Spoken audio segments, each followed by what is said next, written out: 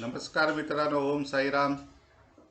English फटाफटच्या या नवीन भागामध्ये आपले पुन्हा एकदा खूप खूप स्वागत. आता आज आपण शिकणार आहोत फ्युचर कंटिन्युअस टेस्ट. फ्युचर कंटिन्युअस टेन्स म्हणजे अपूर्ण भविष्यकाळ. तर अपूर्ण भविष्यकाळ म्हणजे क्रिया चालू आहे, भूतकाळात चालू असेल. आपण भूतकाळामध्ये सांगतो की मी हे करत असेल, मी तिथे जात असेल. तर I will be playing chess म्हणजे मी चेस खेळणार आहे किंवा मी चेस खेळत असेन. उद्या यावेळी मी चेस खेळत असेन किंवा सुट्टीच्या दिवशी मी चेस खेळत असेन. She will be going to Ratnagiri. ती रत्नागिरीला जात असेल. Nisha will be cooking food. Nisha स्वयंपाक करत असेल.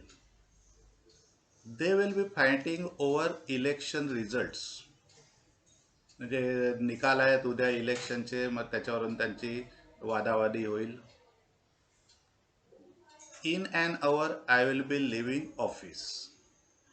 आता याच्यातली वरची वाक्य तुम्ही बघितलीत. आय, शी, निशा म्हणजे नेम आहे.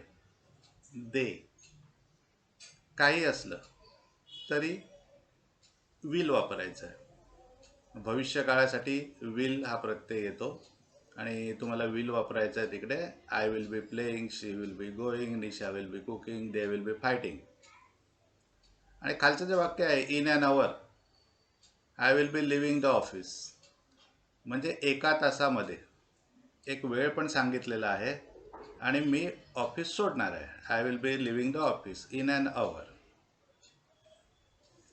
आता ही झाली सर्व ॲफर्मेटिव्ह वाक्य म्हणजे सकारात्मक वाक्य जे आहेत ते.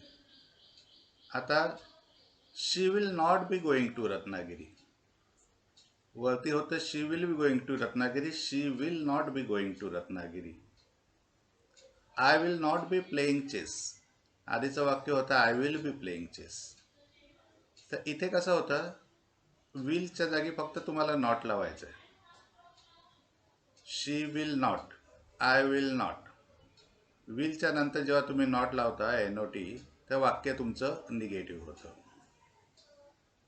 आणि जर तुम्हाला ते इंटरोगेटिव्ह वाक्य आपण प्रत्येक भागामध्ये शिकतो म्हणजे प्रश्नार्थक वाक्य. तर ते काय होईल, will she be going to Ratnagiri. आधी आपण सांगितले she will be going to Ratnagiri, प्रश्नार्थक म्हणजे interrogative. Will she be going to Ratnagiri. आता याच्यानंतर बघा दुसरी दोन वाक्य आहेत. Where she will be going आणि when she will be going. म्हणजे पहिलं वाक्य जे आहे will she be going to Ratnagiri आणि या बाकीच्या दोन वाक्यामध्ये खूप फरक आहे. When she will be going to Ratnagiri, to when she will be going आणि where she will be going. ती कुठे चालली, रत्नागिरीला चालली आहे, पुण्याला चालली आहे, नाशिकला चालली आहे. When she will be going उद्या जाणार आहे, परवा जाणार आहे, पुढच्या आठवड्यात जाणार आहे. तर हे एक अजून लक्षात ठेवा, हू, वॉट, व्हेन आणि वेअर.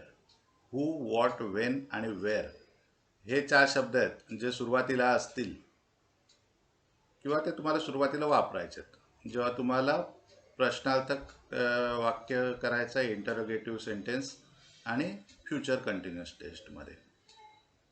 तर या सर्वांना मी आता अंडरलाईन आणि रेड मार्क करून देणार आहे, रेड लेटर्समध्ये काही. तर सर्व आशा करतो तुम्हाला समजलं असेलच. नसेल समजलं तर पुन्हा एकदा बघा, नाही समजलं तर अजून एकदा वाचा. पण तशी वेळ येणार नाही, एकदम सिम्पल याच्यात आपल्या नेहमीचं सांगितलेलं आहे तुम्हाला. तर ऑल द बेस्ट आणि भेटू पुढच्या भागात लवकरच. ज्या लोकांनी सबस्क्राईब केलं नसेल अजून त्यांनी सबस्क्राईब करा, शेअर करा, फॉलो करा आणि भेटूया आपण आता पुढच्या भागामध्ये लवकरच.